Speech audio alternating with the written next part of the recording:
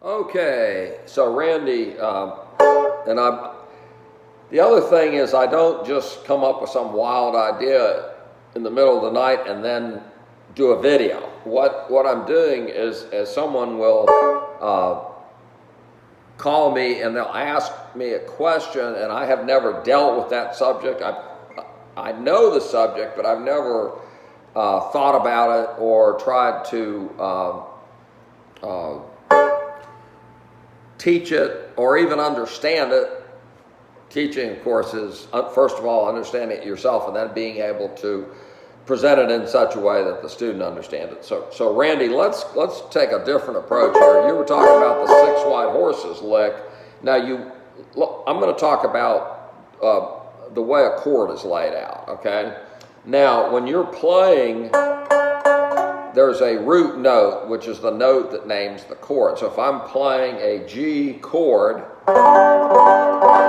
and the G chords consists of a root note, which is the G, the third, which is a B, and the fifth, which is a D in this case, okay? Now, when we lay out the chords, what you're going to notice is that the root note sounds really good and will fit in with all the different chords as you're playing a break, and then the fifth, which in this case is right there, that's the D, that also fits in pretty well. Now the third, which is a B, in many cases sounds dissonant, okay? What's the point of this? So when I play a G in this position right here, I'm playing a root note on the fourth, on the first. Okay, and that sounds really good. I'm playing the fifth or the D right there, okay? And then the B, see how dissonant that sounds? Now that works, but you don't want to accentuate it in many cases, okay? So this particular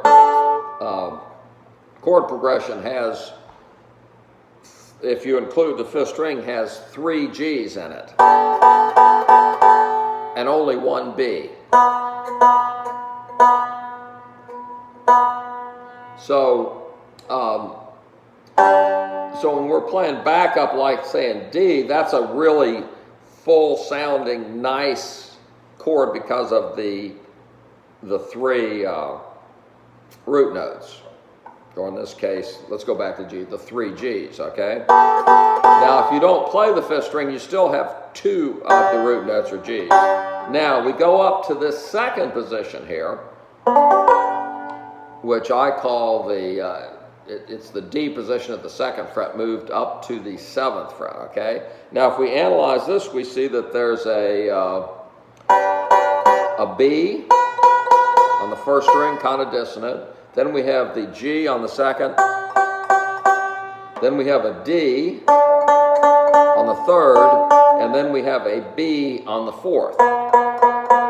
Okay, now as you listen to this will start making more sense. So this shape has 2 dissonant notes, which are the B's, and only 1 root note. So let's say it has 1 pretty note, 2 kind of not very pretty notes, and then of course has the D, which is on the third string, 7th fret. Okay, so let's listen to those notes again. So the B's, dissonant note, root note, which sound, and also the D. Okay, so this position has twice as many pretty notes as this position, okay? So that's why, okay, let's get that in your head. Now, when we're playing backup, a lot of times with the 6 white horses lick, we start with the 4th string, and you get that kind of sound, okay? Now, that note is on the 4th string and it lays out very nicely, okay? And you also have the G down here. So when you're playing the note, okay, you're getting that. And it almost has a minor feel because the third string, which is a B,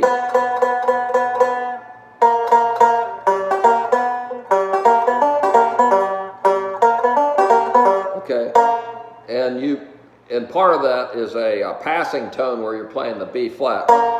So it has the beautiful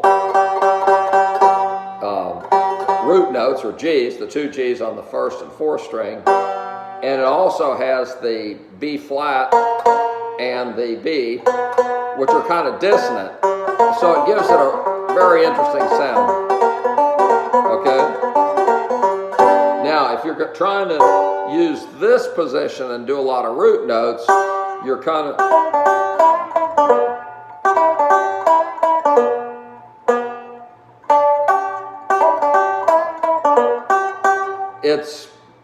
It doesn't lay out as well because you're having to bring your thumb down to play that root note, whereas here you're up here. Okay. Anyway, so you had asked to do a lot of licks using this position, and what I'm going to do is actually show you D licks out of the 6-white horse position, which sounds a whole lot better. Okay? And also, as far as if you're playing, we're going to play Bury Me Beneath the Willow, that position is right in the middle of the neck, so it's easy to get to. Now, you only have one option because there is no D position played out of the G shape other than right here. Okay, so let's look at this position for a second. Okay, so we're going.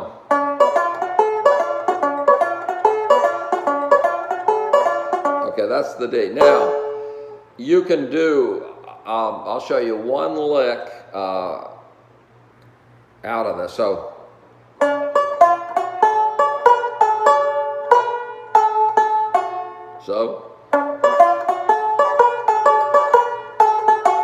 okay, so that's a variation of that lick. So,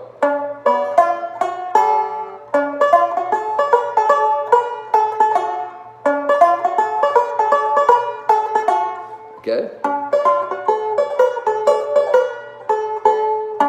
Okay, so we can do, if we're doing Bury Me Beneath the Willow.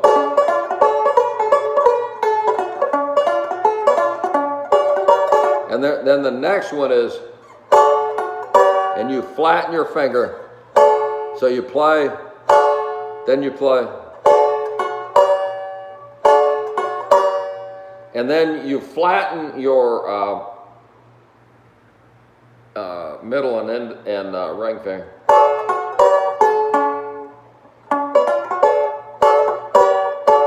So it's, you play the first three strings, then you flatten.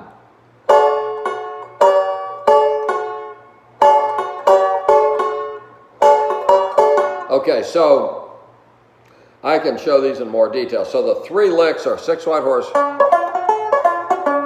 Okay, and the second one is, and the fourth. Okay, so all of a sudden we're playing Bury Me Beneath the Willow, and we go,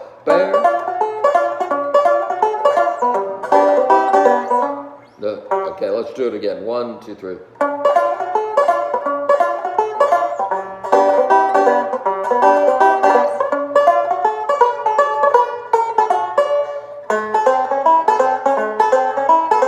Okay, so you hear that? Let's do that again.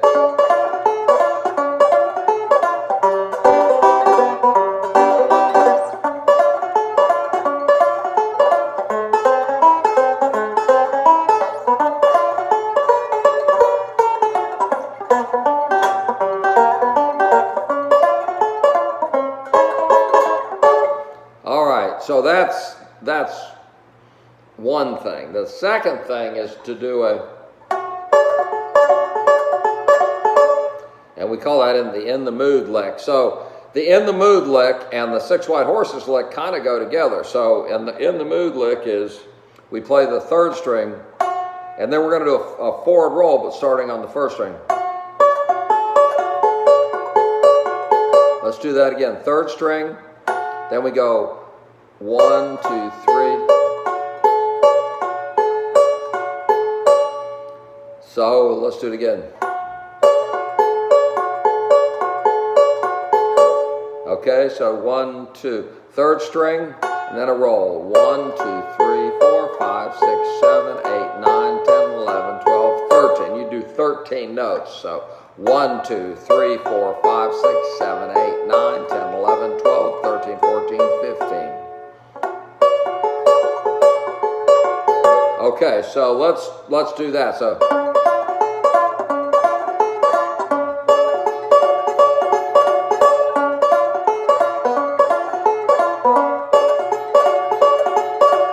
now, notice we're not using the fifth string here, but since the fifth string can add a lot, we'll talk about that later. But so let's do these. There's 4 licks now. One is Six White Horses. Second one is a variation. Then we have the next one. Let's see. Okay, then we have the In the Mood lick. Okay, so taking those 4 licks, I can then do a backup for Bury Me Beneath the Willow. So let's try that. So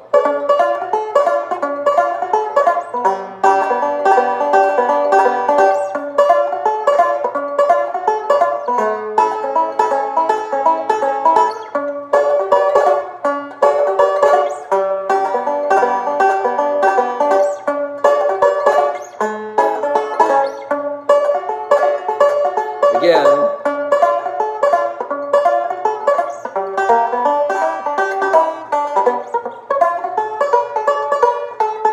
actually I screwed up, so we'll do it again.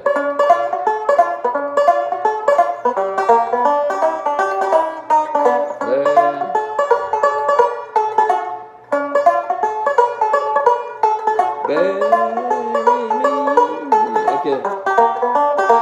Good.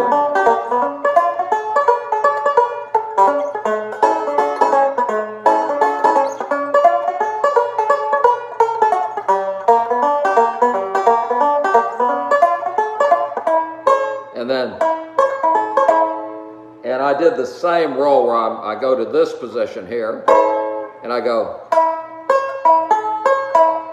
So it's third string, first, second.